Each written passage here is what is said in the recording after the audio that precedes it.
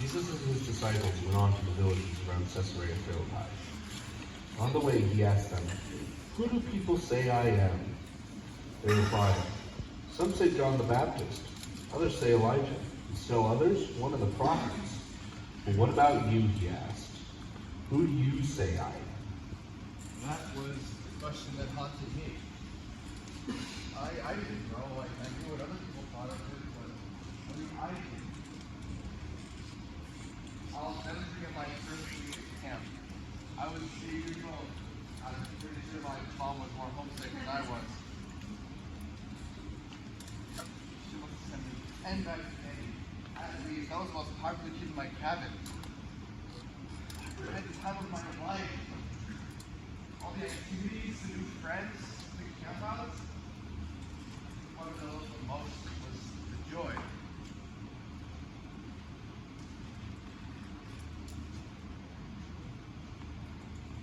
All of it was just so much. I could feel it.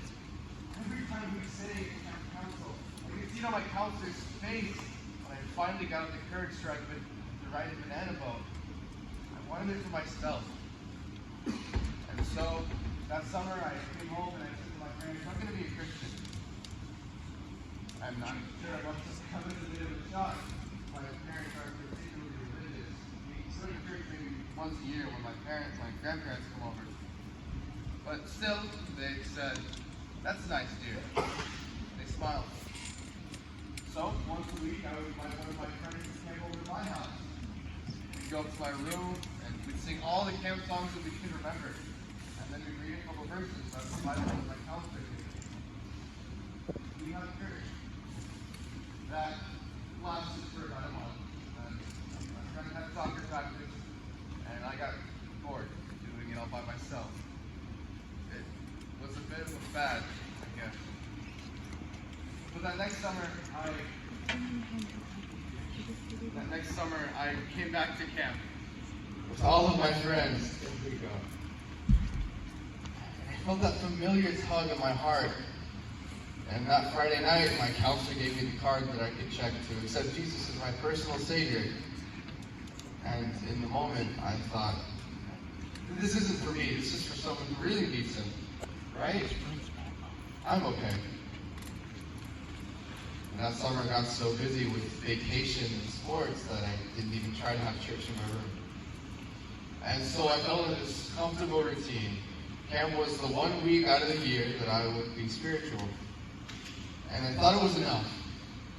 Jesus didn't have to get in the way of my everyday life, right? Now, if you're waiting for the other shoe to drop, it's not that kind of story. I'm a good kid from a decent home. My life hasn't fallen apart. I don't drink, I don't smoke, I don't party. My life is normal.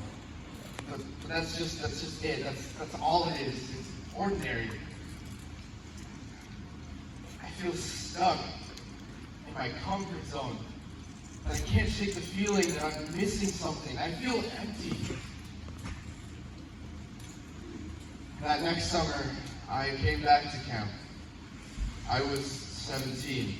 It was my last week at camp. And once again, I could feel God's presence everywhere I went. The banana boat, the rock wall, BMX, name it. Even just in the cabin with my friends. What was I going to do next year when I couldn't come back to camp? Am I going to be okay without this in my life? And that's when the questions started replaying themselves over and over and over in my head.